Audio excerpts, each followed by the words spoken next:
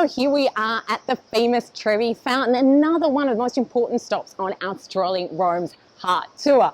One fun fact that you may not know is it's actually not really a modern fountain. It's the end point of one of the ancient aqueducts called the Virgin Water Aqueduct. This particular fountain was actually built in the 1700s, but became famous through movies like Three Coins in a Fountain and La Dolce Vita.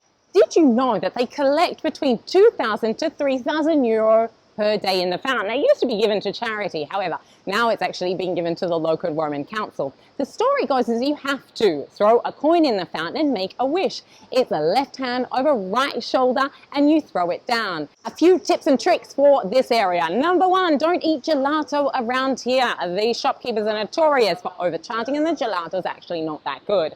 Another really important rule is do not jump in the fountain. It's not what we do and you will get fined. Even though you may want to have your Dolce Vita moment, please don't do it. Also, you're not allowed to sit on the stairs or even sit on the border of the fountain. We must respect the rules here in Rome so that we can all enjoy Rome's cultural heritage.